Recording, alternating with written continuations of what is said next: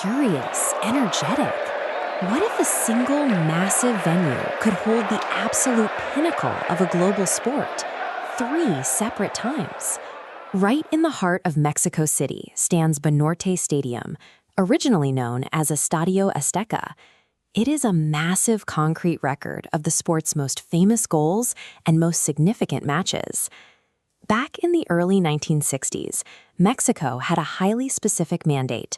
To host major international events, they needed to build a colossal venue capable of holding over 100,000 spectators. But scaling up creates an immediate physical problem. Traditionally, drastically increasing a stadium's footprint means pushing the majority of fans so far away from the pitch that the viewing experience is completely ruined. In 1962, architects Pedro Ramirez Vázquez and Rafael Mijares Alcédica took on this exact challenge. They engineered a bowl with perfect geometric angles.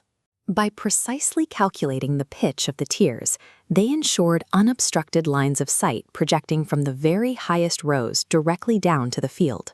When the structure was completed in 1966, it opened with a match featuring Club America and immediately established itself as a point of national pride.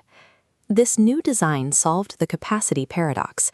They engineered a flawless optical theater built specifically to put 100,000 pairs of eyes on a single stage. 4 years later, the 1970 FIFA World Cup brought the global spotlight to Mexico City.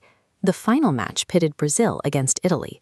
As Brazil put on a fluid, dominant performance to win 4-1, the sheer volume of the stadium amplified the roar of the crowd into a physical force.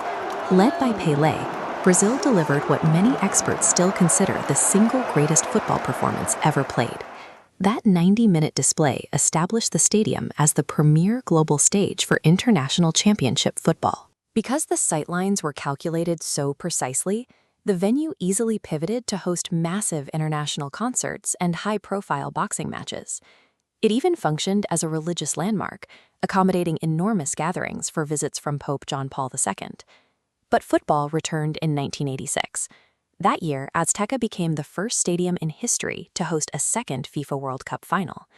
This tournament belonged to Diego Maradona, whose run with Argentina toward the final against West Germany dominated the global narrative. The defining moment happened during the quarterfinals. Maradona executed his highly controversial and highly illegal Hand of God goal. Then, exactly 4 minutes later, he tore through the defense to score the goal of the century, an unstoppable display of pure athletic skill. That single afternoon proved the stadium could host both the most scrutinized foul in World Cup history and its most celebrated display of skill within minutes of each other. Decades of use inevitably strain physical infrastructure. To survive the demands of modern, highly regulated global events, the 1960s architecture had to evolve. This meant reconfiguring the seating for strict safety standards, upgrading the VIP areas, and wiring the concrete shell with state-of-the-art digital broadcasting technology.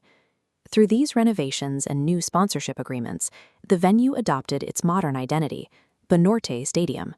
The exterior branding and the technological skeleton have been updated, but the underlying geometry, the precise angles of the viewing experience, remains exactly as it was built.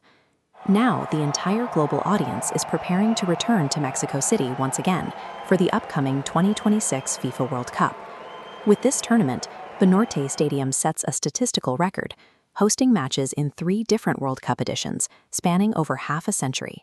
It has navigated the journey from an ambitious set of blueprints in the early 60s to a tech-enabled 100,000-seat colossus.